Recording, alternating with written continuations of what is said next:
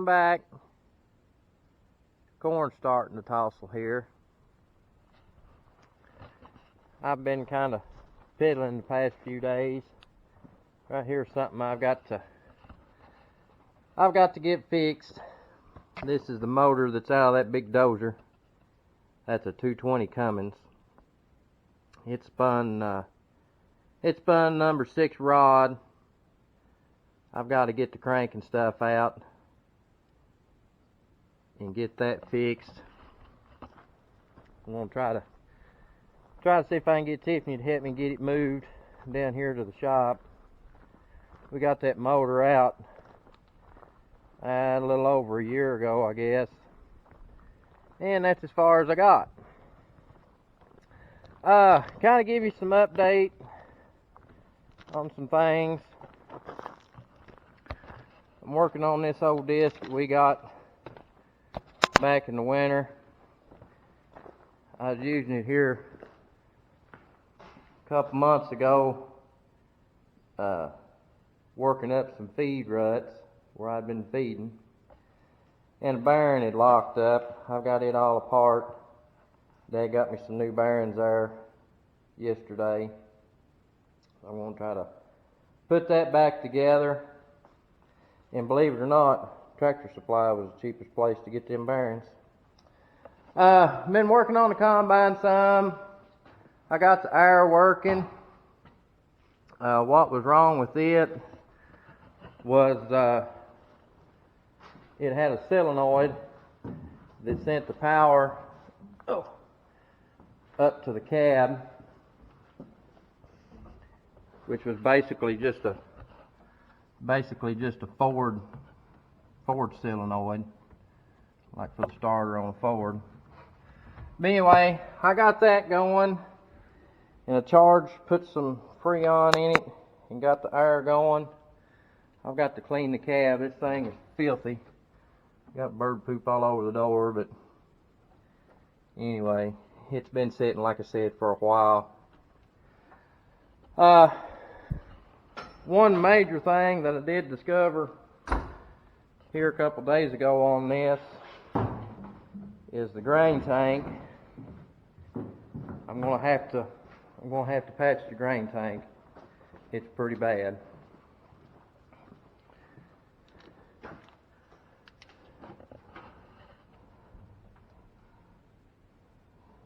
It didn't look like that, and I got to poking and gouging. But all this right here is rotted out. You can see there. So I'm gonna have to patch all this.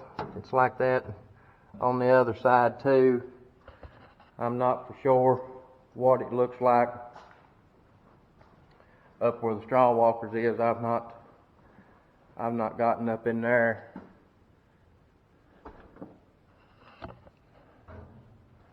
But I don't know if you can see where it's kind of bubbled up right there. So I'm gonna have to get some flat stock and bend it and try to put in there and fix that. I did have a small fuel leak. I got that stopped. And something else, I don't know why it's gone, but the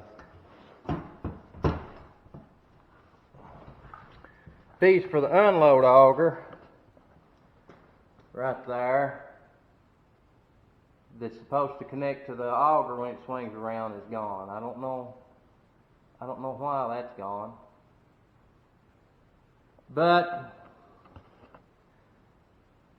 like I said, for what we got in it, I ain't hurting to get to do a little bit of work and stuff to it to get it back up and going. It's trying to rain some. Nothing real major, but it is trying to sprinkle. I was drilling oats there the other day, in this field over here, and I ran out of oats. Dad got some yesterday, and I was going to try to let it rain a little bit to soften the ground up before I go back with this drill. Like I said, it is trying to rain some, so maybe it'll rain enough that I can finish that up. I don't like about maybe 4 acres or something. Yesterday, I took a load of logs off with this old truck. Yesterday was actually the first time I've really used the truck as far as driving it. I had some ties and some pallets, logs in the truck, and I took them to a local sawmill and dumped them off. Got a load of sawdust and took to Tiffany's papa, who owns a horse camp, and old truck seems to do all right. I had a little over 1,600 board feet of logs on it, and it handled good. I still like to get some tars to put on it. I just kind of put some on it that was flat. I'd like to get some better tars to put on it, because when you empty, it's pretty rough riding. And I definitely need to get some on the front. They're kind of dry rotted. But I had a bunch of drone video the other day when I was drilling, and I pulled a rookie move. I flew the drone around for probably 20 minutes getting different shots, and I only had one battery that was up, and I realized that I forgot to turn the camera on, so all I done was flew it. I didn't get no footage, very little, and it ain't enough to really fool with. But that's all I like as far as that goes.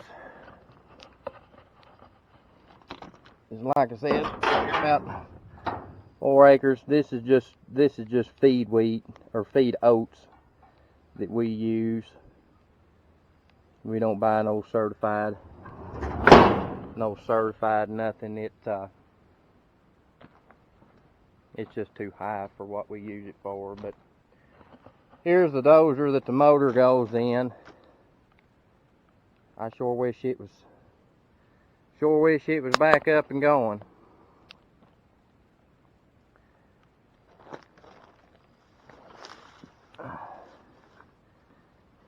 Getting this motor out was a job. It took me and Tiffany a long time to get this thing out. They've got a lot of lines and stuff that you got to take loose and wiggle out. And that motor's pretty heavy, and everything has to come straight up. So we had the loader down here when we was doing that, and had the forks on it. And what I done is I pulled the loader in up top and chained and blocked everything to where the loader wouldn't move, and we put chain hoist on the forks. That way we could go slow and get it out. But I called there a couple days ago to a place down south of us, our little piece, and they said it'd be about $600-700 to turn the crank. And then they said we're at the 220, that parts and stuff kind of hard to find, so don't know about the bearings, but they said anywhere from $300 to $500 for a set of mains and rod bearings. And I got one rod that's egg-shaped just a little bit, but they talk like they could fix that. So hopefully they can, but I've just got to get it on apart. But anyway, that's kind of what's happening here.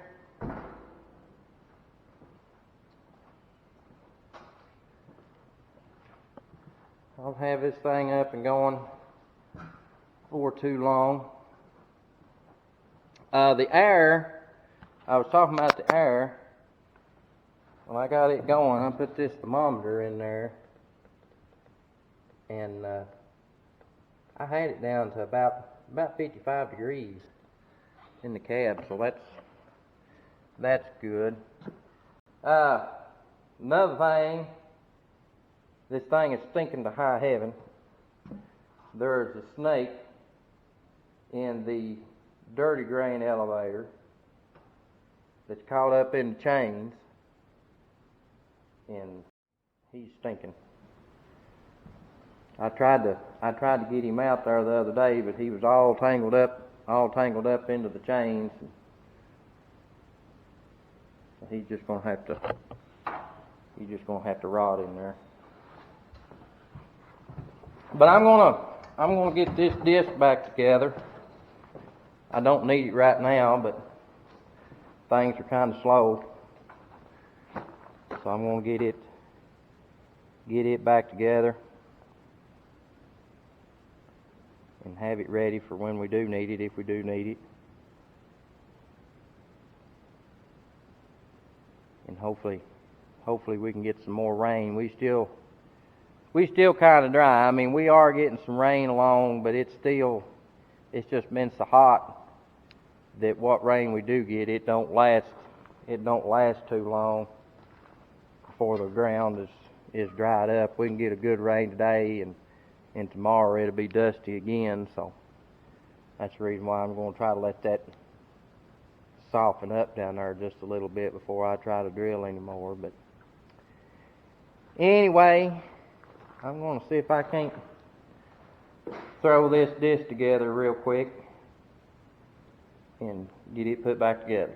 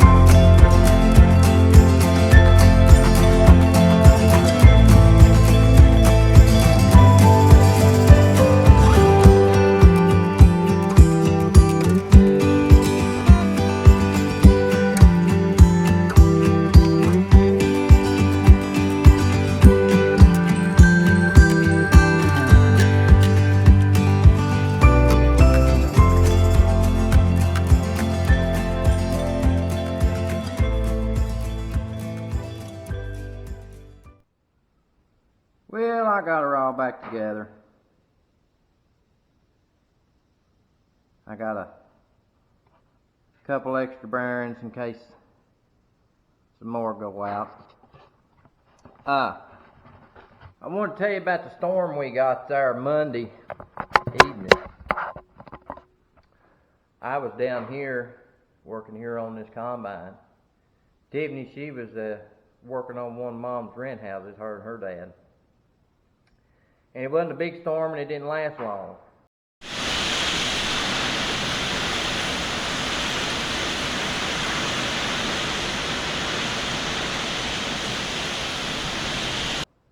But it's pretty powerful. We got about an inch of rain here in about 45 minutes, I guess.